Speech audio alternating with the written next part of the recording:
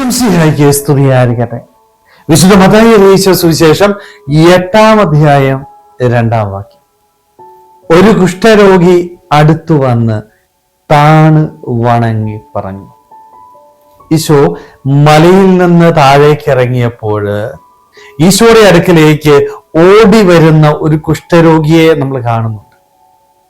പൊതുവഴിയിൽ വരുവാനായിട്ടോ സമൂഹത്തിന് മുൻപിൽ പ്രത്യക്ഷപ്പെടുവാനായിട്ടോ അനുവാദമില്ലാതിരുന്ന വ്യക്തികളാണ് കുഷ്ഠരോഗികൾ. പൊതുവഴിയിൽ നിന്ന് മാറി നടക്കണം, തങ്ങൾ അശുദ്ധരാണ് എന്ന് എപ്പോഴും വിളിച്ചു പറഞ്ഞൊരുങ്ങി.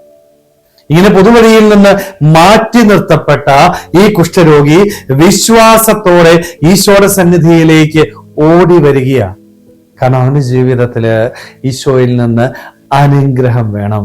തടസ്സങ്ങളുണ്ട്, എതിർപ്പുകളുണ്ട്. പക്ഷെ ഈ തടസ്സങ്ങളെയും ഈ എതിർപ്പുകളെയും ആഴമായ വിശ്വാസത്തോടെ നേരിട്ട് ഈശോയുടെ സന്നിധിയിലേക്ക് കടന്നു വരുവാനായിട്ട് ഈ കുഷ്ഠരോഗിക്ക് സാധിച്ചു. സ്നേഹമുള്ളവരെ, പലപ്പോഴും നമ്മുടെയൊക്കെ ജീവിതത്തില് ഈ കുഷ്ഠരോഗിക്കുണ്ടായിരുന്ന ഈ ധൈര്യം, ഈ വിശ്വാസം ഇല്ലാതായി പോവുകയാണ്.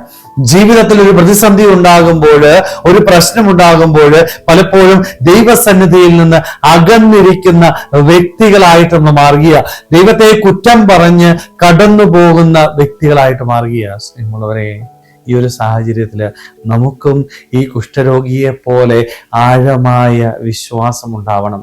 എതിർപ്പുകളുണ്ട്, ഒരുപക്ഷെ ജനക്കൂട്ടം നമുക്ക് തടസ്സമായിട്ട് നിന്നേക്കാം, അവർ നമ്മളെ കളിയാക്കിയേക്കാം, അവർ നമ്മളെ മാറ്റി നിർത്തിയേക്കാം, ജീവിതത്തില് ഒറ്റപ്പെട്ടു പോയേക്കാം. പക്ഷെ ഈ സാഹചര്യങ്ങളില് നിരാശപ്പെടാതെ പ്രത്യാശയോടെ വിശ്വാസത്തോടെ ദൈവസന്നിധിയിലേക്ക് കടന്നു വരുവാനായിട്ട് നമുക്ക് സാധിക്കണം. അതേപോലെ തന്നെ ഈ കുഷ്ഠരോഗി ഈശോയുടെ അടുത്ത് വന്ന് പ്രാർത്ഥിക്കുന്നത് എന്താ? ഈശോയെ, നിനക്ക് മനസ്സുണ്ടെങ്കിൽ എനിക്ക് ശുദ്ധി ഉണ്ടാവട്ടെ, എനിക്ക് ആഗ്രഹമുണ്ട്, എനിക്ക് ഇഷ്ടമുണ്ട്, പക്ഷേ എൻ്റെ ഇഷ്ടത്തിന് നിന്റെ കരങ്ങളിലേക്ക് സമർപ്പിക്കുക, നിന്റെ മനസ്സിലേക്ക് സമർപ്പിക്കുക. നമ്മുടെയൊക്കെ പ്രാർത്ഥനയിൽ എപ്പോഴും ഉണ്ടാകേണ്ട ഒരു മനോഭാവമാണിത്.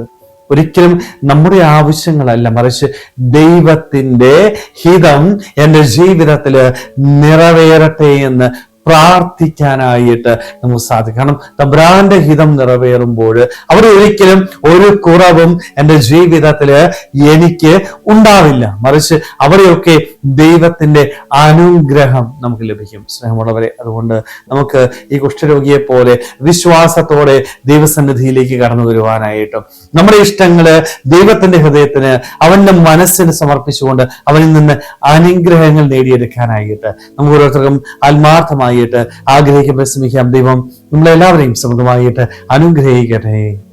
ആമേൻ.